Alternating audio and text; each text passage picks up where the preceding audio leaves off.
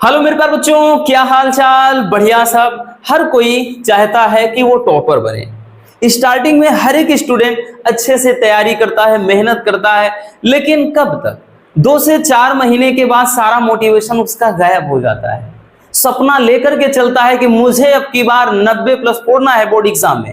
फिर धीरे धीरे वो जब समझ जाता है कि भाई मेरे बस की बात नहीं है, तो सब कुछ धरा का धरा रह जाता है, सारा मोटिवेशन गायब हो जाता है। फिर वो सोचने लगता है कि यार इतने ज्यादा बच्चे हैं, लाखों बच्चे हैं, हाई स्कूल इंटर मिला करके 50 से 55 लाख हैं। अब इतने बच्चों में टॉपर बनना तो बेहद मुश्किल है, और मुश्किल क्या, यूं समझ लेते हैं कि नामुमकिन है। और यही धीरे धीरे उनके अंदर एक जहर की तरह फैल जाता है, और उसके बाद उनकी स्थिति कि एक समय वो जहां यहां तक होते हैं, वो धीरे धीरे यहां चले आते हैं। और यही हर एक स्टूडेंट के साथ होता है। हर कोई यही सोचता है कि भाई अच्छे नंबर लाऊंगा, लेकिन धीरे धीरे क्या से क्या हो जाता है, बदल जाता है।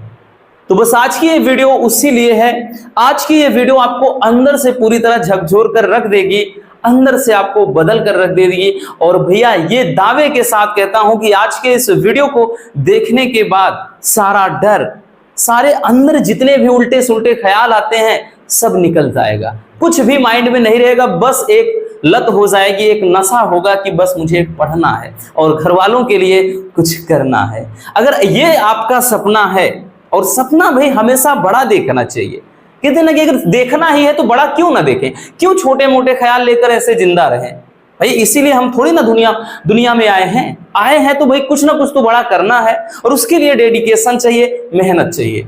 तो चलिए आज का जो टॉपिक है भैया वो है कि अगस्त से आपको पढ़कर किस तरह से, मतलब कैसे पढ़ाई करनी है, कैसे रणनीति रखनी है, क्या करना है क्या नहीं करना है, कौन कौन सी ऐसी बातें हैं, सब कुछ समझना है। और आज के इस वीडियो में 5 ऐसी बातें बताऊंगा बच्चों आपको, जो अगर आपने फॉलो कर लिया तो भाई आपको टॉपर बनने से कोई रोक नहीं सकता है। ध्यान देना, अगर आप अभी देखें बच्चों तो इस टाइम, प्रेजेंट टाइम, ये तो भाई जुलाई चल रहा है, ठीक है, कुछ समय के बाद ये खत्म, या फिर आप वीडियो जब देख रहे होंगे तब जुलाई भी निकल गया होगा।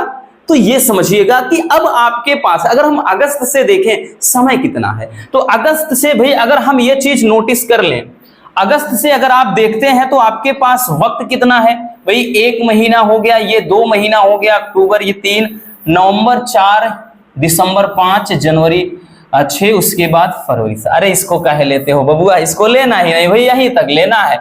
तो ये इधर के आपके अगर देखें भाई 1, 2, 3, 4, 5 और 6, यानी 6 महीने बचे हैं। इन 6 महीनों में न जाने कितने तो छुट्टी में निकल जाएंगे, ठंडी में शादी विवाह में कुछ चला जाएगा, उसके बाद कुछ तो भाई आप इधर उधर घूमने में निकाल दोगे, या ऐसे ऐसे करके 2 से 3 महीना और हम माइनस कर देंगे, तो बचा कुचा आपके पास जो है वो है 3 से 4 महीने।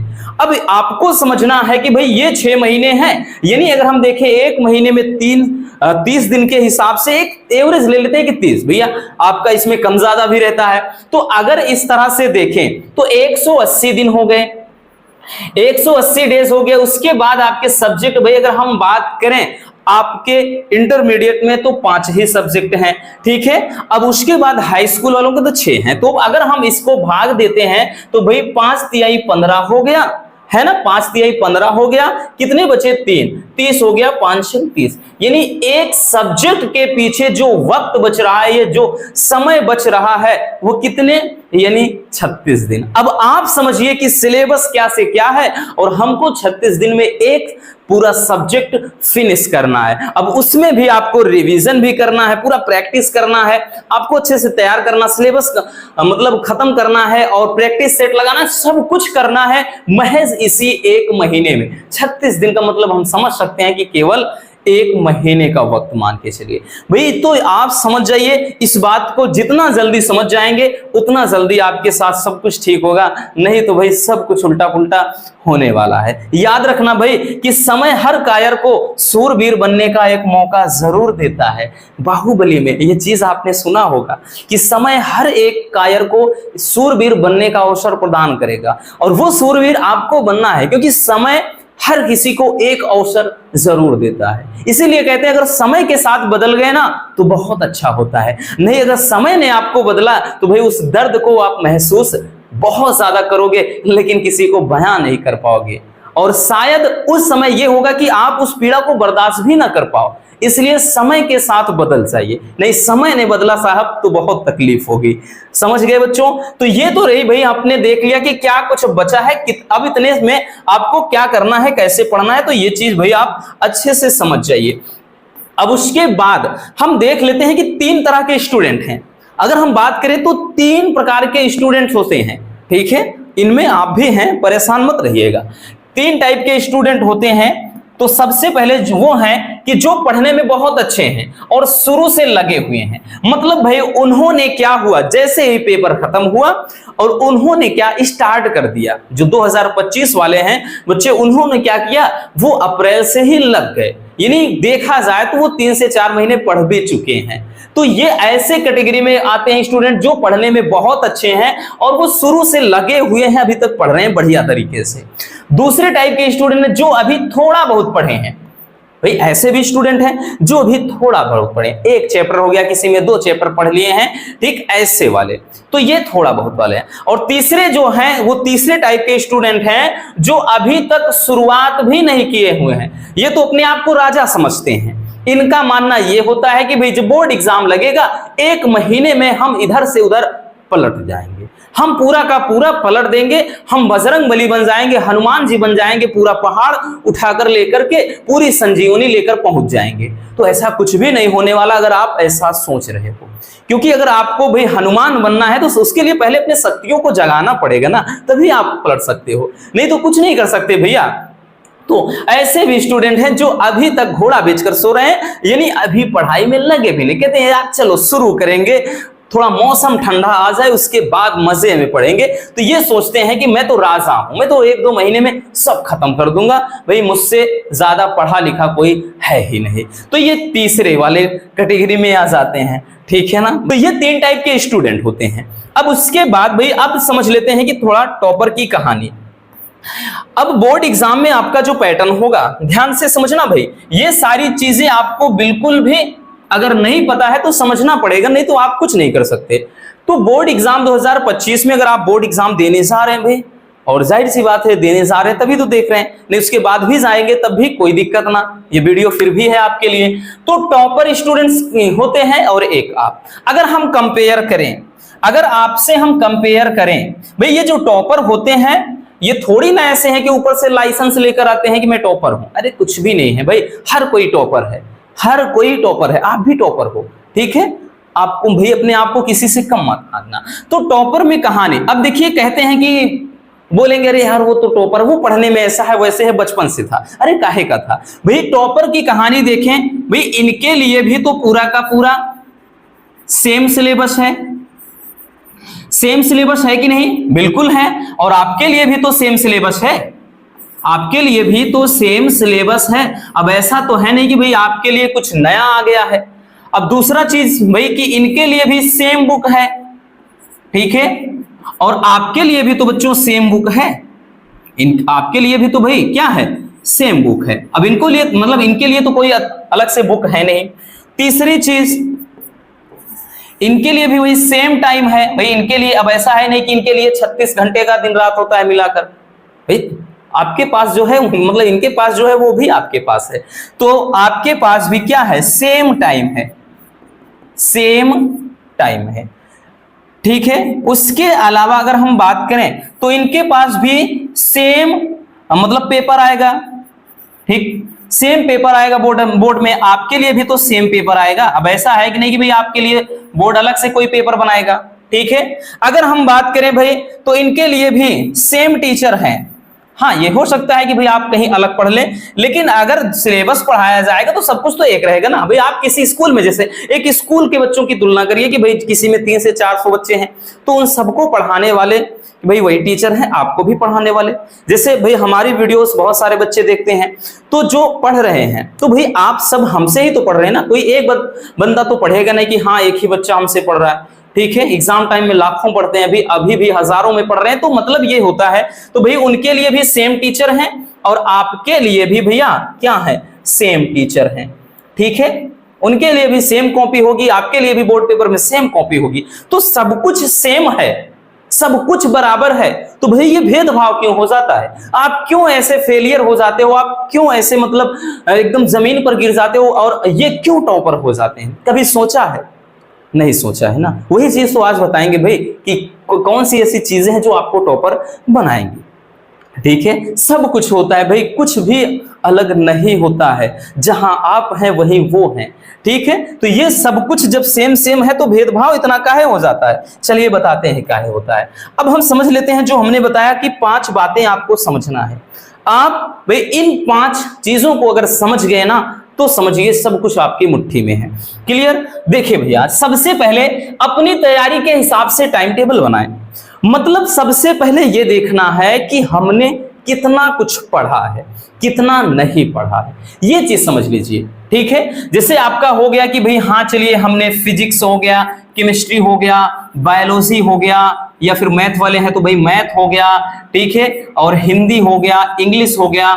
तो ये चीज ध्यान देना, ये चीज ध्यान देना। तो आपको इन सब में, ठीक, इन सब में करना क्या है? तो आपको समझना है ना कि भाई आपने कितना कुछ पढ़ा है, कि फिजिक्स में कितने चैप्टर पढ़ रखा है आपने, केमिस्ट्री में कितने चैप्टर। तो आप इसको क्या करिए, जिस तरह से आपने पढ़ा है उसी के अकॉर्डिंग अपना एक टाइम टेबल बना लें कि भाई मेरा क्या है कि हिंदी में या फिर इंग्लिश में बहुत पीछे हैं।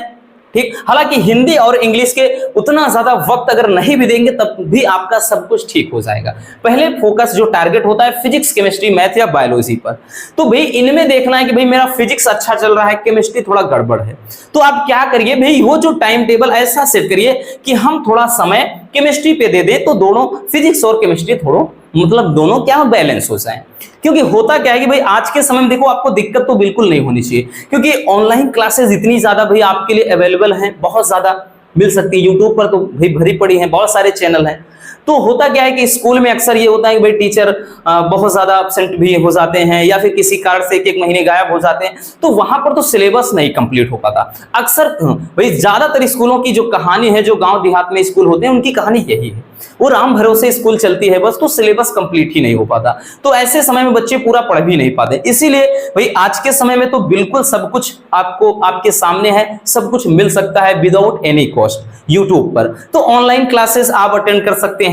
ठीक है, तो इसमें आपको यह चीज देखना है कि भाई हमारा कितना पढ़ाया, यानी हम कितनी मतलब कितना पढ़ चुके हैं। ठीक, उसी हिसाब से हमने क्या बताया कि अपनी तैयारी के आप हिसाब से अपना एक टाइम टेबल, आप एक शेड्यूल बना लें। टाइम टेबल मतलब है ये नहीं कि हाँ इतने घंटे पढ़ना है, इतने टाइम पढ़ना है, कुछ नहीं। जब भी आपके समय मतलब जब भी आपके पास समय मिल जाता है आप पढ़ने बैठ जाओ। कोई टाइम टेबल नहीं होता भैया क्या करना है।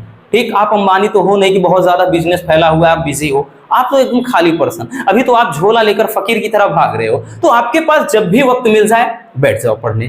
तो ये चीज होता है। तो पहली चीज ये जरूर करना, ये नहीं कर पाओगे ना तो आप पीछे रह जाओगे, क्योंकि किसी एक पर होता है अक्सर कि किसी का फिजिक्स अच्छा है, दिन रात फिजिक्स मत रहा है, केमिस्ट्री जाए भाड़ में। तो ये काम आपको नहीं करना, आपको हर एक सब्जेक्ट पर टाइम बराबर देना है। तो आप अपनी तैयारी के हिसाब से अपना एक शेड्यूल बना लें, अपना एक टाइम टेबल सेट कर लें। समझ में आ गया? ये तो रही पहली चीज भाई, ये तो रही पहली चीज। अब उसके बाद दूसरी चीज क्या है समझिएगा। दूसरा है कि पिछले चैप्टर का रिवीजन जरूर करें। ये सबसे ज्यादा जरूरी है कि जो भी आपके पिछले चैप्टर हैं भैया इनका रिवीजन करते चलना है। जैसे आपने आज पहला चैप्टर पढ़ा, दूसरा चैप्टर पढ़ा, तीसरा और 4 चैप्टर आपने क्या किया भाई, फिजिक्स का आपने 4 चैप्टर कंप्लीट किया। आप खुश हो गए कि भाई मैंने तो 4 चैप्टर पढ़ लिया है। बट क्या है, जैसे आप आगे बढ़ रहे हैं तो इसको आप वरीयता नहीं दे पाते हैं। लेकिन आप ऐसा कुछ करिए कि भाई हम 4 चैप्टर पढ़ चुके हैं तो इनमें इस तरह से अपना सेटअप बनाइए, इस तरह से सेट करिए कि ये पिछले आप, हम नहीं कह रहे कि आप डेली पीछे रिवीजन करते चलिए, नहीं, डेली नहीं करना है। आपको सप्ताह में 1-2 बार या केवल सप्ताह में मान के चलिए आप एक की सप्ताह में हमको क्या करना है, एक ही बार टाइम निकाल दीजिए। अगर आप एक बार टाइम निकाल देते हैं तब भी बढ़िया है कि एक सप्ताह में ये डिसाइड कर लीजिए कि सप्ताह में हमको एक दिन ओनली रिवीजन करना है। जैसे आपने पहला पढ़ा भाई दूसरे में आ गए तो क्या करना है कि सप्ताह में टाइम मिला आप पहले वाले चैप्टर को पूरी तरह फिनिश कर दीजिए। पूरा फिजिक्स में हो गया, केमिस्ट्री हो गया, बायोलॉजी, मैथ, व्हाटएवर कुछ भी हो भाई, तो पूरा केवल रिवीजन करिए। ठीक है, फिर आपने क्या किया, दूसरा पढ़ के तीसरे में आ गए, फिर आपको समय मिला तो दूसरे को अकेले नहीं, पहले और दूसरे को लेकर चलना है। ठीक है, पहले और दूसरे को लेकर चलना है। फिर आपने चौथा चैप्टर कंप्लीट कर लिया तो फिर सप्ताह में वक्त मिलता है तो तीसरे अकेले को नहीं, पहले दूसरे और तीसरे को। तो भाई इसमें अब आपको थोड़ा टाइम भी बढ़ा देना है कि आपको दो बार, एक बार, दो बार ऐसे टाइम निकालना है। तो इस तरह से करते चले जाएंगे भैया तो एक मतलब आपकी चैन बनती चली जाएगी, है ना, कि आप क्या है पहला पढ़ लिए तो मतलब दूसरा पढ़ लिए पहले का, फिर ये कंप्लीट हो गया तीसरा तो पहले दूसरे का करिए। ऐसा ही नहीं कि दूसरे का करिए पहले छोड़ दीजिए, नहीं, पहला दूसरा, तीसरा भी खत्म हो गया, चौथे में आ गया तो पहला दूसरा तीसरा तीनों को रिवीजन करिए। ठीक, एक फास्ट तरीके से आप अच्छे से मेन टॉपिक को रिवाइज करते चलिए। इससे चीजें जो है विजुलाइज होती चली जाएंगी, आपके माइंड में स्टोर होती चली जाएंगी। तो ये तरीका होता है कि भाई आपको क्या करना है, पिछले जितने भी चैप्टर हैं, टॉपिक हैं, तो उनका रिवीजन करते चलना है। समझ में आया भैया? तो ये रही दूसरी चीज। अब तीसरी चीज, सबसे जरूरी चीज, कि नोट्स जरूर बनाएं तथा एनसीईआरटी बुक के प्रश्नों को भी उसमें शामिल करना है। देखिए, कोई भी चीज आप रट कर नहीं तैयार कर सकते। आप सोचते हो हम किताब लेकर या फिर कॉपी लेकर के ऐसे बैठ कर रट्टा मारेंगे, कुछ भी नहीं होगा। आप अच्छे से नोट्स बनाते चलिए, ठीक है। नहीं, आप बच्चे सोचते क्या है कि चलो क्वेश्चन बैंक आ जाएगा देख लेंगे, कुछ भी नहीं होगा भाई, कुछ नहीं देख पाओगे। इतनी मोटी सी बुक है, क्वेश्चन बैंक में इतना कर देते हैं। तो बहुत सारे ऐसे टॉपिक हैं जो क्वेश्चन बैंक में आपको मिलेंगे ही नहीं। तो इसीलिए कहा जाता है कि जो कुछ पढ़ाया जाए, जो भी आप पढ़ते हैं, चाहे स्कूल में हो, ऑनलाइन क्लास हो, ऑफलाइन कोचिंग वगैरह हो, कुछ भी हो भैया, तो नोट्स जरूर बनाना है। और नोट्स के साथ साथ, क्योंकि हमारा जो बोर्ड एग्जाम है किस पैटर्न पर है, एनसीईआरटी, पूरा का पूरा एनसीईआरटी बेस्ड क्वेश्चन आते हैं। तो इसलिए जो एनसीईआरटी बेस्ड क्वेश्चन है, इन पर भी आपको क्या करना है, फोकस करना है। देखिए, हम न्यूमेरिकल बताते हैं, सब कुछ बताते हैं तो बोल देते हैं कि हाँ ये एनसीईआरटी वाला क्वेश्चन है, क्योंकि एनसीईआरटी जो क्वेश्चन थोड़ा टेक्निकल देता है। तो एनसीईआरटी वाले जो क्वेश्चन हैं वो आपको शामिल करने हैं। आप ऑफलाइन कोचिंग में पढ़ते हो, नहीं समझ में आता, आपके टीचर नहीं बता रहे हैं, तो उनसे बोल दिया करो कि सर जी थोड़ा एनसीईआरटी क्वेश्चन को भी सॉल्व करवाइए। क्योंकि भैया हर एक क्वेश्चन पेपर में आपको मिनिमम बता रहे हैं 2 से 3 क्वेश्चन तो एनसीईआरटी होंगे। आपके मैक्सिमम 4 से 5 भी हो सकते हैं, लेकिन आपके रहेंगे जरूर।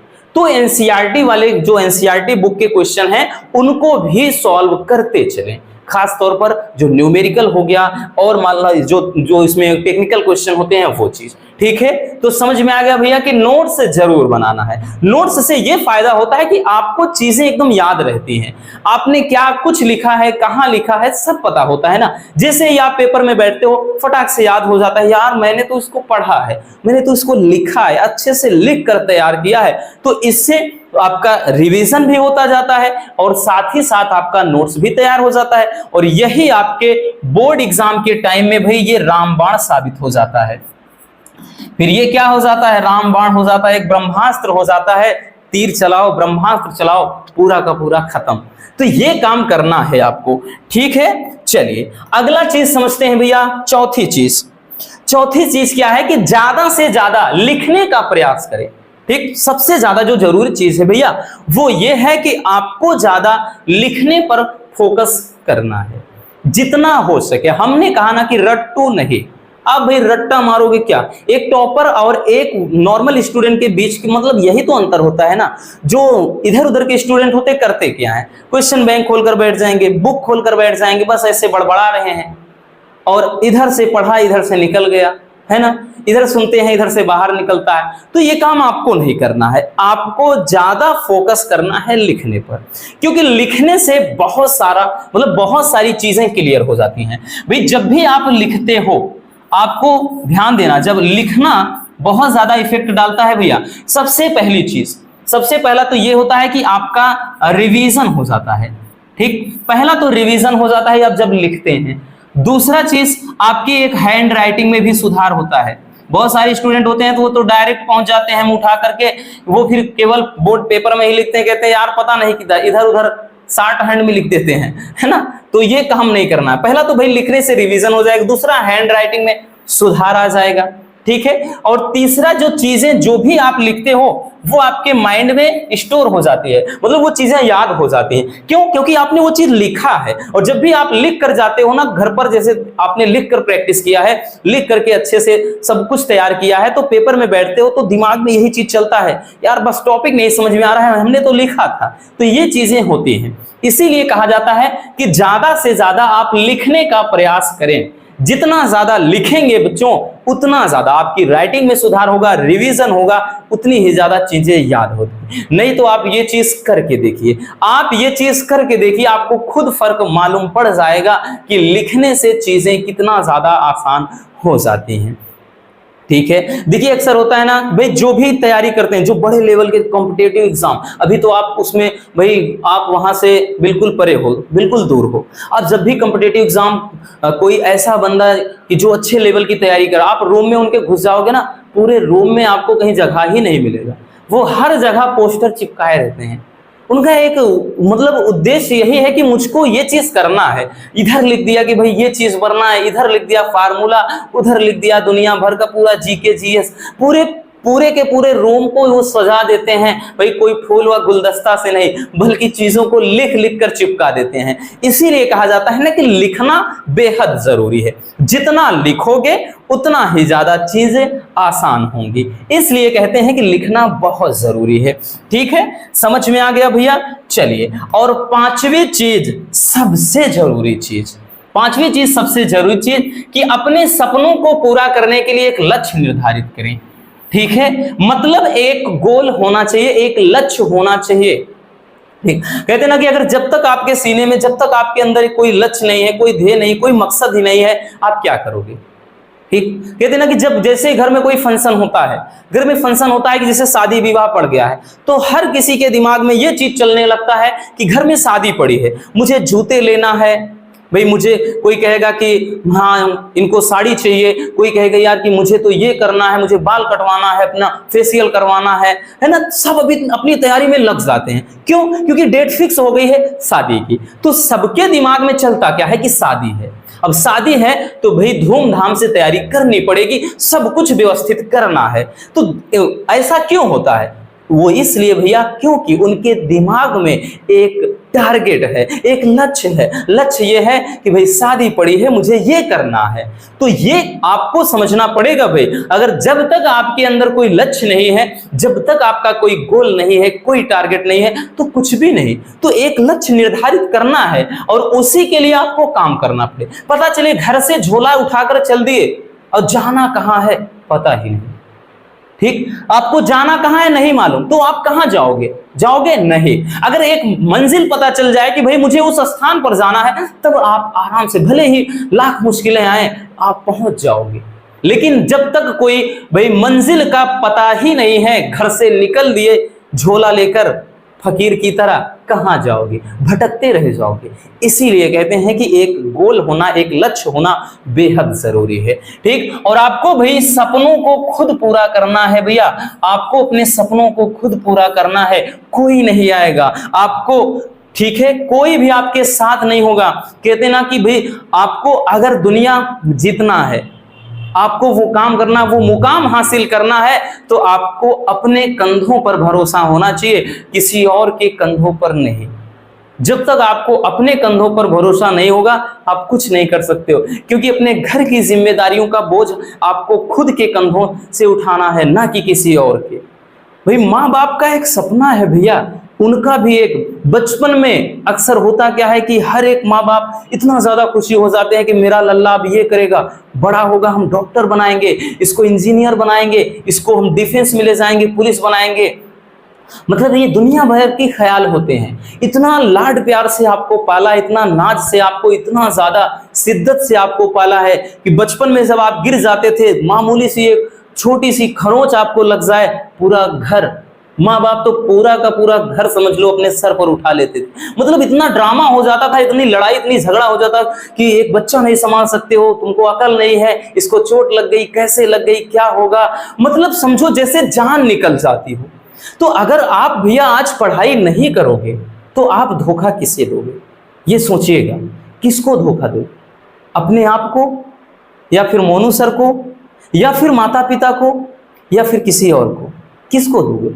खुद को, अपने आप को धोखा दोगे भैया। इसलिए ये बात समझ लेना बच्चों कि आपको अपने सपनों को खुद पूरा करना है, खुद सपनों को साकार करना है, क्योंकि माँ बाप के आंखों में भी वो चीज है। कभी उनके पास बैठकर तो देखिए, कभी बैठा ही नहीं, आप कभी उनके पास बैठे ही नहीं।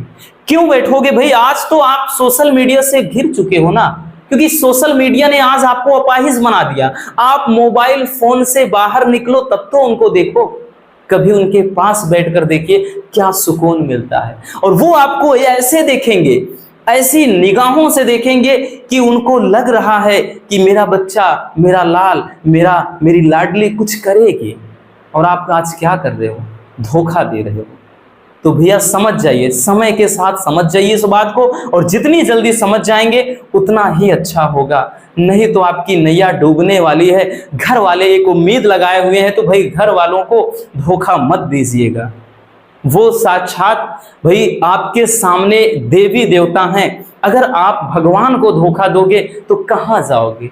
इसलिए समझ जाइए समय के साथ भाई, नहीं तो सब कुछ बर्बाद हो जाएगा। आज आप कुछ भी गलत करते हो, माँ बाप कुछ नहीं बोलते हैं, पता है उनको ना, पता है कि भाई आज क्या बोलूं, ये इतना बड़ा हो गया है, खुद समझता है सही क्या है गलत क्या है। इसलिए बताने की जरूरत नहीं है, समझ जाइए समय के साथ। नहीं तो समझ लीजिए भाई आपको समय पूरी तरह बर्बाद कर देगा, ना आप इधर के रह जाएंगे ना इधर। माँ बाप भी बुढ़ापे में घुट घुट कर फिर ऐसी जिंदगी काटेंगे। क्यों? क्योंकि आप उनको कुछ दे नहीं पाओगे। अगर सब कुछ देना है, सब कुछ उनके कदमों में डालना है, तो उसके लिए मेहनत करना होगा, आपको ये काम करना होगा भाई, आगे आपको जाना पड़ेगा।